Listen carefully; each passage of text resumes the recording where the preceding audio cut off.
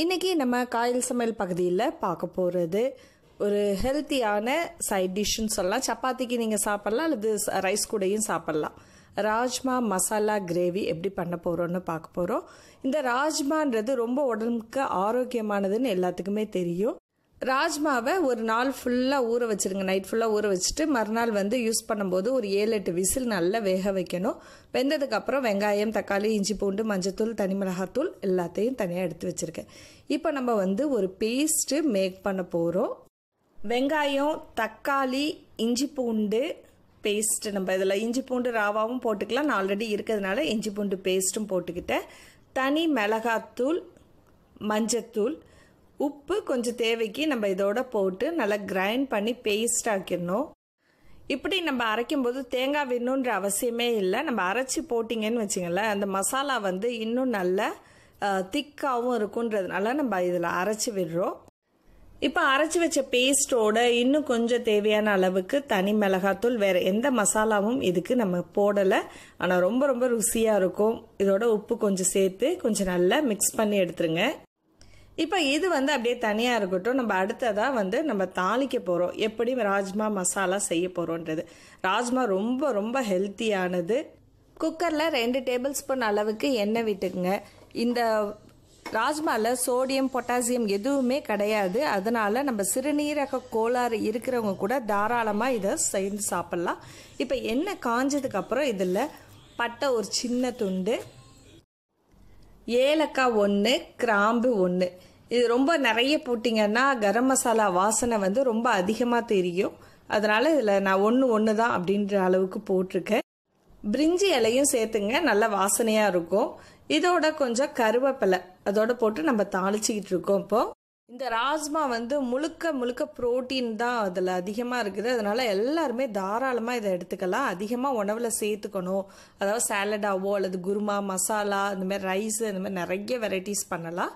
இப்போ இதில் நம்ம ஆல்ரெடி அரைச்சி வச்சுருக்க வெங்காயம், தக்காளி அந்த பேஸ்ட்டை அப்படியே இதில் சேர்த்துருங்க. அந்த கிரேவிலே கொஞ்சமாக தண்ணி கலந்து அதை அலசி இதோட ஊற்றி கொஞ்சம் நல்லா பச்சை வாசனை போகிற வரைக்கும் வதக்கிக்கிட்டே இருங்க. ராஜ்மாவை பொறுத்த வரைக்கும் இதில் கால்சியம் அதிகமாகவும் இரும்பு சத்து அதிகமாகவும் இருக்கிறதுனால வளர்கிற குழந்தைங்களுக்கும் சரி, பெரியவங்களும் சரி, வயசானவங்களும் சரி இதை தாராளமாக எடுத்துக்கலாம். ரொம்ப ரொம்ப ஹெல்த்தியானது. இதில் அதிகமாக நார் சத்து இருக்கிறதுனால மலச்சிக்கல் வராமல் தடுக்கும். அப்புறம் கொலஸ்ட்ராலை இது கண்ட்ரோலில் வச்சுக்கும். அது மாதிரி சுகர் உள்ளவங்க, ஹார்ட் பேஷண்ட், இவங்க எல்லாருமே தாராளமாக சாப்பிட்லாம். இது கொஞ்சம் அடுப்பை சிம்லே வச்சு கொஞ்சம் நல்லா வதக்கிக்கிட்டே இருங்க. இப்போ பாருங்கள், பச்சை வாசனை நல்லா போகணும். அடியும் பிடிக்காமல் கொஞ்சம் அப்பப்போ கிண்டி விட்டுக்கிட்டே இருங்க.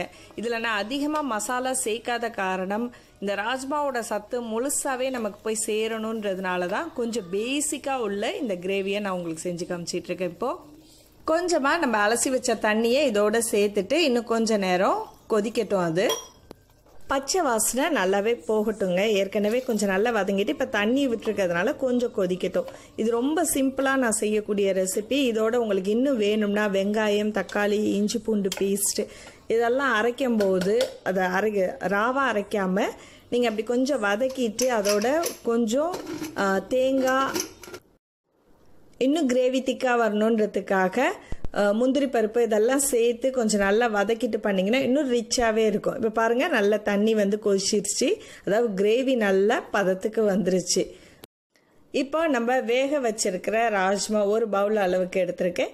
ஸோ அதை இதோட நம்ம ஆட் பண்ணிவிடுவோம். இதில் பாருங்கள், நம்ம எக்ஸ்ட்ராவாக எதுவுமே ஆட் பண்ணலாம். ஆனால் நல்ல கலராகவும் எவ்வளோ அழகாக இருக்குது. ஸோ அது வெங்காயத்தையும், தக்காளியும், இஞ்சி பூண்டு இதெல்லாம் நம்ம அரைச்சி விடும்போது அந்த ஒரு திக்னஸ் நமக்கு கிடைக்கும். இப்போ இதுவும் ஒரு விசில் உங்களுக்கு, அதாவது ராஜ்மா நல்லா வெந்திருக்கணும். அப்படி வேகலை அப்படின்னீங்கன்னா ஒரு 2 விசில் கூட எக்ஸ்ட்ரா வச்சுக்கலாம். இப்போது இதோட கொஞ்சம் காரம் கம்மியாக இருக்கிறதுனால நான் தனி மிளகாத்தூள் கொஞ்சம், மஞ்சத்தூள் உப்பு கொஞ்சம் போட்டு கொஞ்சம் நல்லா மிக்ஸ் பண்ணிடுறேன். இது கொஞ்சம் சுவைக்காக நான் என்ன பண்ணுறேன்னா ஒரு 1/4 டீஸ்பூன் அளவுக்கு சுகர் எடுத்திருக்கேன். அதையும் இதோட சேர்த்துட்டு கொஞ்சம் நல்லா மிக்ஸ் பண்ணி விட்டுடுங்க. இது டோட்டலாக ஆப்ஷன்ஸ் தான். விருப்பப்பட்டால் நீங்கள் சேர்த்துக்கலாம், இல்லைன்னா வேண்டாம். இப்போ நல்லா மிக்ஸ் பண்ணி விட்டுடுங்க. கிரேவி திக்காக வேணும்னா இதோட நிப்பாட்டிக்கலாம். இல்லைன்னா ஒரு 1/4 டம்ளர் அளவுக்கு தண்ணி ஊற்றி கொஞ்சம் அப்படியே நல்லா கொதிக்க வைங்க. ராஜ்மாவில் நிறைய சத்து இருக்கிறதுனால நீங்கள் வாரத்துக்கு ஒரு வாட்டி இந்த மாதிரி கிரேவியோ அல்லது மசாலா பண்ணியோ அல்லது ரைஸாவோ சாலடாவோ செஞ்சு சாப்பிட்லாம். ரொம்ப சுவையானது. இப்போது அது ஒரு எக்ஸ்ட்ராவாக ஒரு விசில் மட்டும் நான் வச்சு எடுக்க போகிறேன். ஏன்னா அது கொஞ்சம் வேகாத மாதிரி எனக்கு ஒரு ஃபீலிங் கொஞ்சம் நல்ல, அதனால் ஒரு விசில் மட்டும் வச்சு இப்போ நம்ம எடுத்துட்டோம்னா சுவையான ராஜ்மா மசாலா ரெடி ஆகிடுச்சு. நீங்களும் ட்ரை பண்ணி பார்த்துட்டு உங்கள் கருத்துக்களை எங்களோட ஷேர் பண்ணிங்க. காயல் சமையல் பகுதி உங்களுக்கு பிடிச்சிருந்துச்சுன்னா மறக்காமல் லைக் பண்ணிவிட்டு உங்கள் கருத்துக்களை எங்களோட ஷேர் பண்ணுங்கள். அடுத்த ஒரு ரெசிபியில் சந்திப்போம். நன்றி.